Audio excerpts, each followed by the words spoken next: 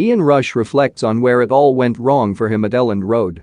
When Ian Rush was asked to play on the right-hand side of Leeds United's midfield after George Graham replaced Howard Wilkinson, the Liverpool legend knew he had problems.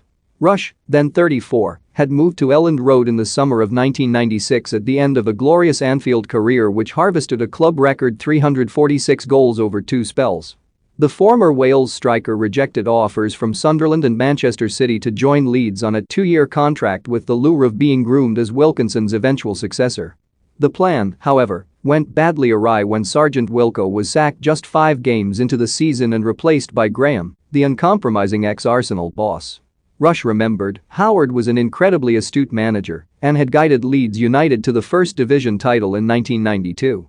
He had extremely high standards and, tactically, he was excellent, so the idea of playing under Howard and becoming his protégé massively appealed to me. The plan was to play at Leeds for 2 years, work towards my UEFA Pro license and, if everything worked out, Howard would move upstairs and I would take over as manager. That was the intention, but everything changed completely when he got sacked in September 1996 after a 4-0 home defeat to Manchester United. New owners had come in at Leeds and, even though I only worked with Howard for 3 months, I learned so much during that time and was absolutely gutted when he left. Howard had made me captain, but George Graham came in and we didn't see eye to eye. George wanted myself and a few other players out in order to build a new younger team and he made David O'Leary his assistant. When I got asked to play right midfield, I think George thought I wouldn't do it. I was professional enough to do so, but, with my experience, I wasn't happy with how it was done. I believe I could have helped the youngsters at Leeds, fantastic prospects such as Ian Hart, Harry Kewell, Paul Robinson and Jonathan Woodgate, had George allowed me to stay. In the pre-season of 1997-98, Leeds went on tour and Graham left Rush, Tomas Brolin, Tony Dorigo, Carlton Palmer and Tony Yeboah back in Yorkshire. Rush then became reunited with Kenny Dalglish at Newcastle, adding, "I only scored 3 goals for Leeds, but not once did the fans get on my back because they knew I was trying my best. They loved it when I scored against Chelsea." Rush is delighted Leeds are finally back in the big time and he will be at Elland Road for Sunday's clash.